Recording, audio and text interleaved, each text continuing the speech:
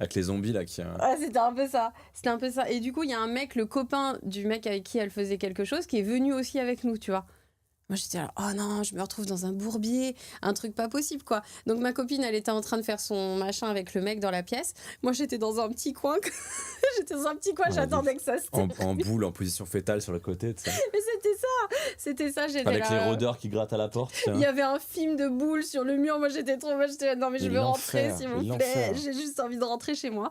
Et du coup, le mec qui était venu avec nous, qui voulait rien faire non plus, bah, il commence à se toucher. Il commence à me toucher. J'étais là, non, me touche pas. C'est horrible. Me touche pas. Et du coup, bah, après, je suis quand même allée aider ma copine qui avait un peu chaud, qui transpirait. Du coup, je lui ai tenu les cheveux. Au moins, j'ai servi à quelque chose. Pendant qu'elle. Ouais, pendant qu'elle faisait ça, du coup, je lui tenais les cheveux. J'étais à côté, comme ça. Puis, j'ai fait l'assistante. Ah oui. Ouais. Assistante de baise, quoi. Assistante de baise.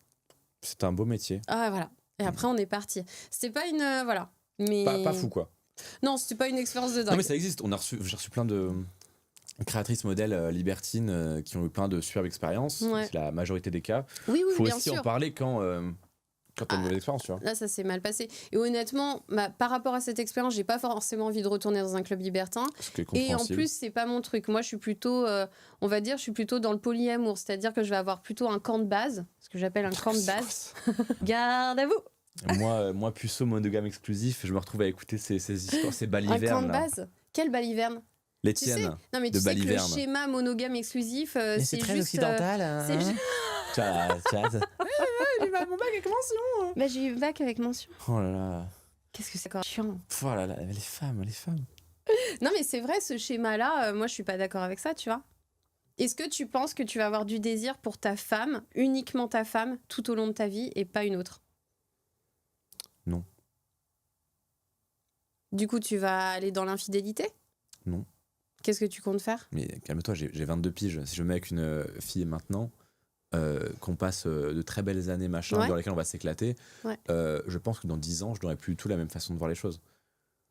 Encore une fois, je pense que si tu commences à être libertin à 20 piges, un mois après avoir été avec ta copine, c'est qu'il y a un truc qui va pas trop.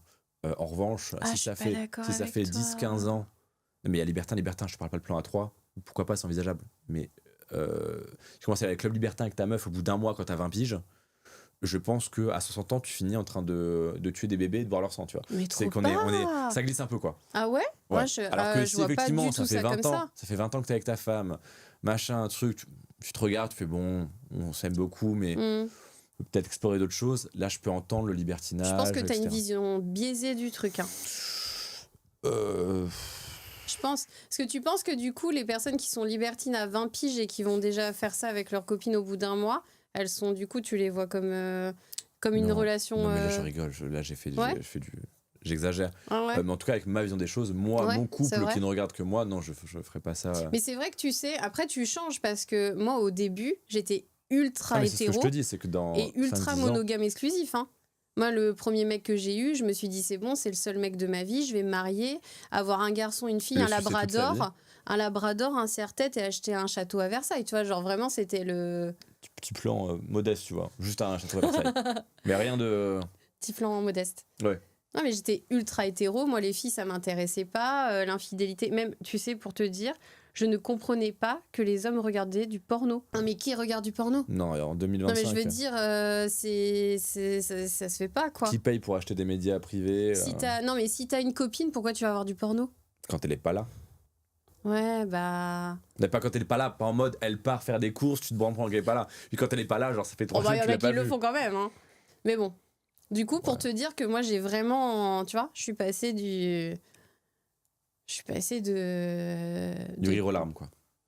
Bah, des larmes au rire, hein, parce que franchement, avoir une vie comme ça aurait été un peu triste pour moi.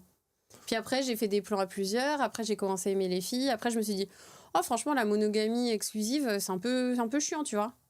Pourquoi pas... Ok. Voilà, tu vois. Donc, tu vas sûrement changer. Mais j'espère. J'espère que je resterai pas exactement pareil toute ma vie, ce serait quand même triste. Bah, avoir du désir pour une seule personne toute sa vie, c'est un truc qui n'existe pas. Je suis désolée de le dire. Ça va pas avec ma vision de l'amour. Je suis pas d'accord. Tu peux me laisser dans le déni ou c'est pas possible? Très bien, je te laisse dans le déni.